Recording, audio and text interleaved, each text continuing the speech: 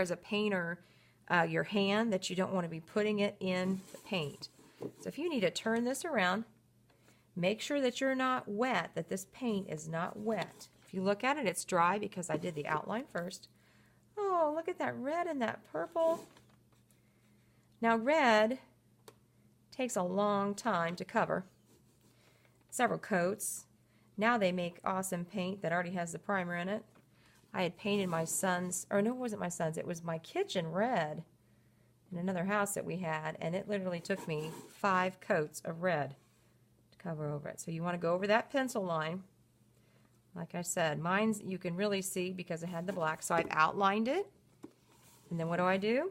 See, I'm painting very gently. You can even make it look like textured feathers. See where I'm using the brush to make it look like texture? It's up to you. Or you can just have nice simple strokes and bring in the texture later. So there's that wing. Now I'm going to go to the other side, turn it again, go right over those pencil lines.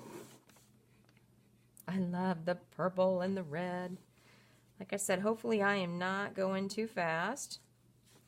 And thank you again for coming this evening. All the funds go back into the classroom. And one of the things that I want to purchase with the money from the event tonight, we had an artist, see it's outlined. We had an artist and an author come, and he was also our Artist of the Month, Dwayne Abel. He writes books. He's a cartoonist, but he also has 3 books, and I'm going to purchase the 3 books for the classroom with some of the money that came from tonight. So there we go. Now that's still wet, okay? So I'm going to clean my brush. Okay, be aware of the splattering. We've talked about that before. Check the edge. It's still got red on it. If you need more paper towels or anything like that, please raise your hand. I have some wonderful helpers here this evening from RMS. Also, the tables were set up by high school National Honor Society students. They did that right after school. Thank you, even though they're not here to be thanked. Okay. Now, the next thing that I'm going to move on to would probably be, I think I'll do the eyes. The only problem with the eyes is it's white. Oh, look, my paint's dried up a little bit. This is a great example. My paint's dried up a little bit, so I'm going to stir it around a little bit. See, I have that edge, other edge is blue. It's still fine. And I'm going to turn this around so my hand's not in my painted canvas. And this part on the outside is going to be white. Now, you might be okay. Well, you will be okay. You might be okay with 1 coat, but I doubt it because you're going over the blue, remember. You also don't want to leave space in there. You want to paint right up against that purple. Remember, we outlined that area first. It's already dry. Now, I am probably using way too big a brush. I have a tendency to do that because I like to get things done. I don't think I have a little one over here anyways. Well, we have other tiny ones for you. So I'm going to do the white because I have how many circles in this little area? 3, Mrs. Milligan, 3. Okay. Go right up on that edge because it's dry. If you watch how I hold my paintbrush, I don't have my hands all the way down on the barrel. I'm very careful. Sometimes you see me put my pinky down. Helps hold it steady. Now, if there's anything you want to add to this, please do. Now, see, that's not dark enough. But if I try to keep messing with it, it's not worth it because I can go back once it's dry. So I'm going to clean my paintbrush, go through the same process. I'm trying to think of what color I want to do next. Like I said, I didn't plan very well for this. I know what I'm going to do. I'm going to leave it blue. But I could actually go back in and do a little bit darker blue. So that's what I'm going to do. I'm going to take blue, come back in. I like the blue layer.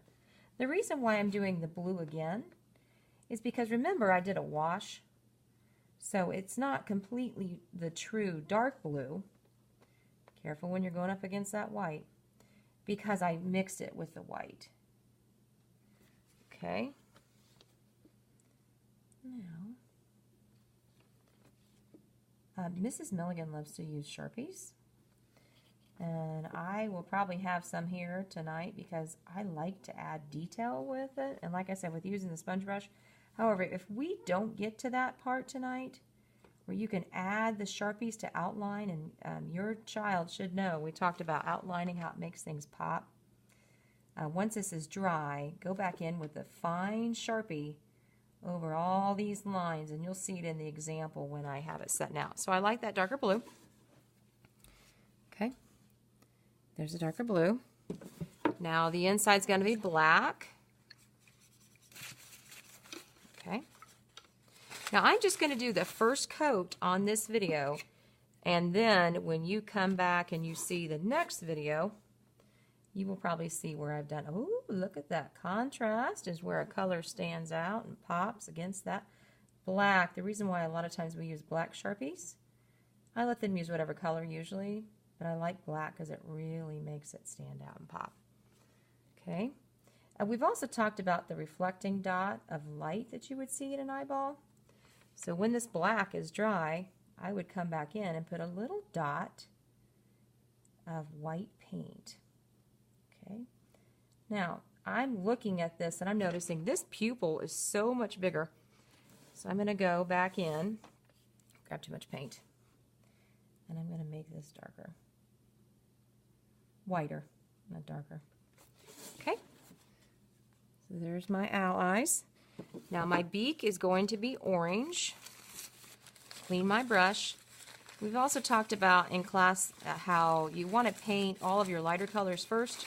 Would be nice to, because then your water doesn't get so dirty. But like I said, if you need more water, please let us know and we'll come around and help you. Oh, so I've got the orange beak. Orange is another one of those colors that's hard to paint over. See how it's not really coloring over that blue, the true color? Or the blue. So this might take 3 or 4 coats. There's that. Now I'm ready for the branch.